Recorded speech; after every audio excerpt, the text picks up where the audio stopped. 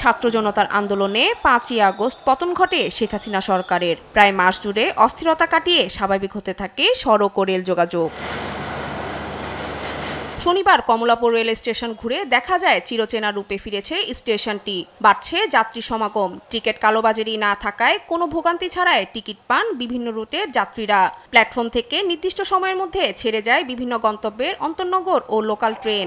Rail চলাচল স্বাভাবিক হওয়ায় স্বস্তি যাত্রীদের কণ্ঠে। কোনো রকম হয়রানি হতে হয় না, আমি আসার সঙ্গে সঙ্গে টিকিট পাইছি। আজকে যে ট্রেনে আমি জার্নি করতেছি, ট্রেন টাইম টু টাইম আসছে। এর তুলনায় বর্তমানের পরিস্থিতি খুব ভালো। যাত্রী সাধারণের চাপ ব্যাপকভাবে রক্ষা করা যাচ্ছে আর আমাদের শতভাগ টিকিটই বিক্রি হচ্ছে। তো আশা করছি আগামী 2-1 দিনের মধ্যে আমাদের পরিস্থিতি পুরোপুরি স্বাভাবিক হয়ে যাবে। তবে বিপরীত চিত্র সড়কের পথে। সায়দাবাদের বাস স্ট্যান্ডে গিয়ে মিলে এর সত্যতা। দূরপাল্লার বাসে কয়েকদিনের তুলনায় যাত্রী কিছুটা বাড়লেও আশানুরূপ নয় বলছেন বাস শ্রমিকরা।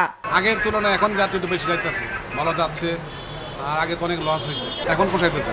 যাত্রী মোটামুটি 3-4 দিন বন্ধের কারণে ভালো পাচ্ছি। যাত্রীর চাপ মোটামুটি বেড়েছে, তবে স্বাভাবিক আর একটু স্বাভাবিক হলে আরো যাত্রীর চাপ বাড়বে আমরা আশা করি। আতঙ্ক কাটায় সড়ক পথে নির্বিঘ্নে যাত্রার কথা জানান যাত্রীরা। দূরপাল্লার বাসগুলো এখন স্বাভাবিকভাবে যাচ্ছে। আমাদের ভিতরে আতঙ্কটা কাজ করছিল, এখন যেহেতু সবকিছু স্বাভাবিক হচ্ছে ধীরে ধীরে আমাদের মধ্যেও স্বস্তি চলে আসছে। সড়ক, রেল ও নৌপথে যাত্রা স্বাভাবিক হবে আশা সাধারণের। শিউলি রায়, দেশ টিভি, ঢাকা।